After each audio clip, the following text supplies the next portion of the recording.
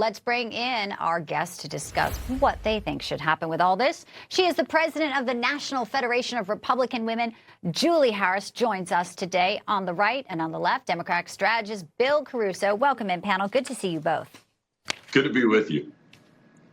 All right, so White House released a statement, and it basically says here, NPR PBS grift has ripped us off for too long. And then there's a list of all NPR's and PBS's biased content, saying what a waste it is, and saying that this is no longer something taxpayers should be footing the bill for. And it goes on with all these examples, one after another. When you couple that with the Capitol Hill testimony and some recanting and some lack of memory on some of the issues. I'm going to start with you, Bill. What do you think? Why not just pull the funding? If they want to do the editorial, they do it, just without the taxpayers footing the bill. Do you agree?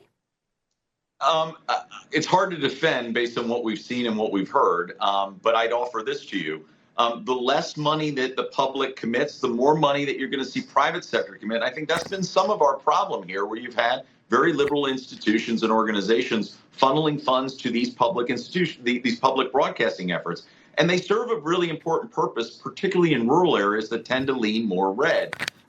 In my state, it's very blue. In New Jersey, we don't have our own media outlet. We are, sort of bookend between New York and Philadelphia.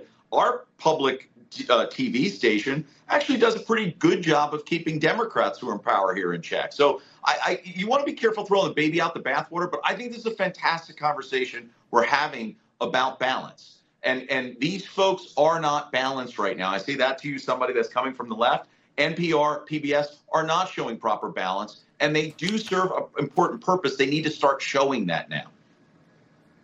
So they're not balanced. There's obviously evidence, if you will, of that.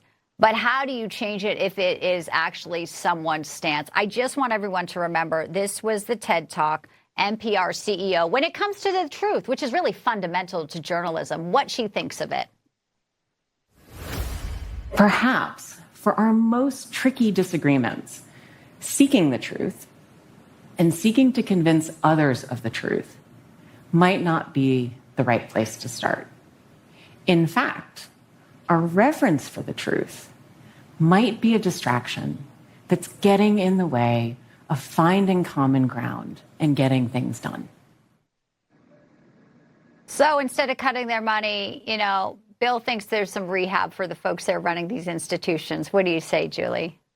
We have to start with truth. Truth is the central place that we all must begin with. When you think of public broadcasting, I remember the innocent days of the past. PBS, I would call my kids in from playing outside to come in and watch Wishbone, Liberty's Kids, and our family favorite, the Big Comfy Couch, because it taught them always to pick up after they play.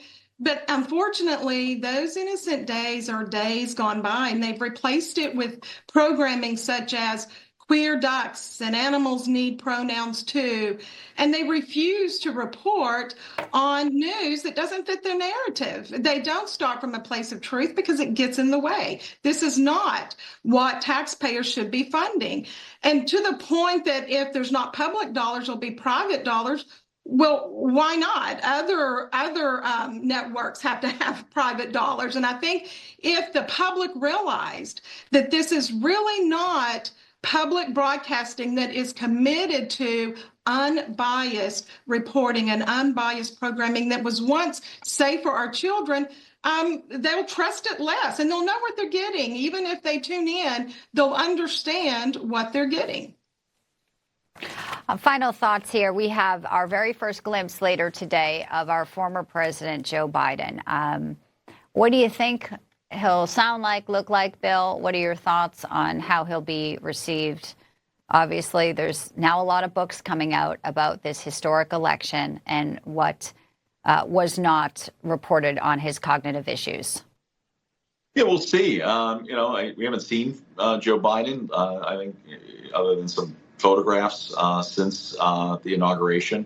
I think there's a lot of questions I think he still has to answer, both about what went on in his decision-making process to run again, but also, there were the 11th hour pardons and other things.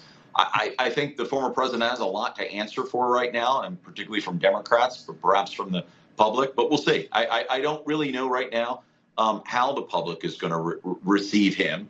And, he's a private person now. He has the ability to do what he wants.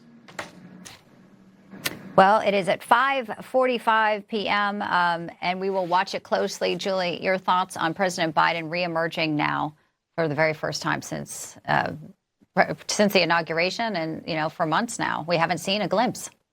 It's surprising. I think that he will be at his best, which we'll still be able to recognize that there are some major health issues and some cognitive disability.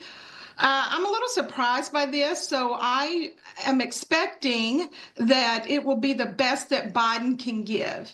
But you're right. I mean, I think that they have to put him out there. There's a lot of questions.